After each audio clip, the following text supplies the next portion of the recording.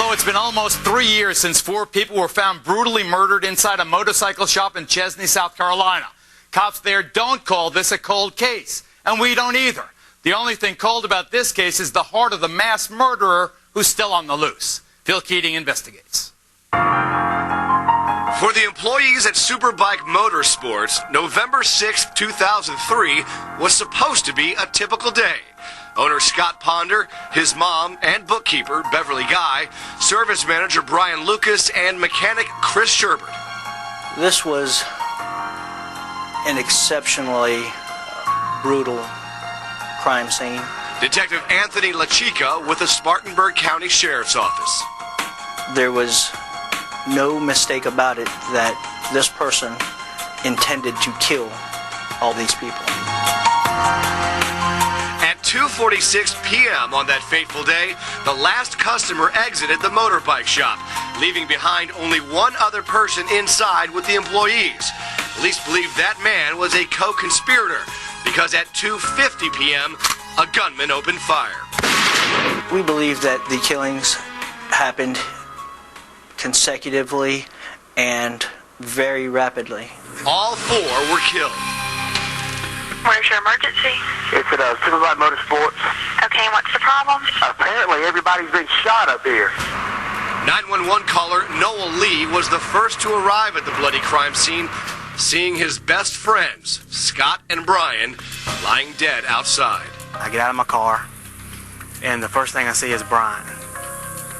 And I said, okay, guys, joke's over. And you thought they were play acting because they knew you were coming. Exactly. And I looked over, and that's when I saw Scott, and I saw the blood still running down the asphalt. I remember running out the door because I couldn't believe it. Terry Guy's life was destroyed by the killings.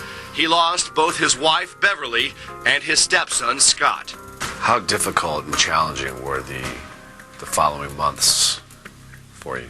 Real difficult because I spent a lot of nights just crawled up in a corner just crying all night. One key piece of new information just obtained by At Large is that investigators believe there was just one shooter here that day who methodically planned out and executed what truly were 4 bloody executions. Several scenarios exist as to the order of events. The killer may have started in the back with those 2 victims, then finished here out front with the other 2 victims. Could have been vice versa or a combination of all of that. That's simply a detail that investigators will not share. Police have sketched the possible killer and vehicles, but nearly 3 years later, they have no suspects. We know this is a solvable crime and it will be solved. Last year, Brian's parents, Lorraine and Tom Lucas, moved from Kentucky to South Carolina to ensure they would see justice. We were afraid it was going to end up to be a cold case if somebody didn't just keep pushing and pushing them along. As far as motive, robbery was ruled out. Nothing was stolen. So could it be an unsatisfied customer seeking revenge against the store? The shop sold bikes on the internet all over the country, so detectives believe a vengeful customer could be anywhere. Authorities also investigated the backgrounds of all 4 victims for financial, drug, or relationship problems, but so far, no luck. After the crime, a distraught Terry Guy sought solace with other victims' family members, like Brian Lucas's sister Katie, and in an amazing twist of fate, they eventually fell in love and married. Together, they hope to find justice for their lost loved ones. Can you possibly forgive whoever did this? Forgive? As they get the electric chair, yes. How optimistic are you that that day's going to come? I feel in my heart it's going to come in my life. I mean, I hopefully soon, but, I have to look at reality. Phil, I know the families were anxious that we get involved. The story has received considerable attention locally, but what's the theory of our getting involved in this national broadcast?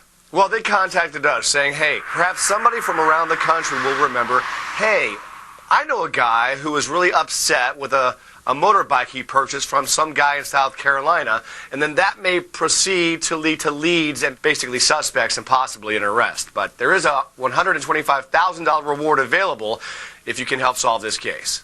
Phil, thanks. Folks, if you have any information of this case, you're asked to contact the Spartanburg County Sheriff's Office at 864-503-4608.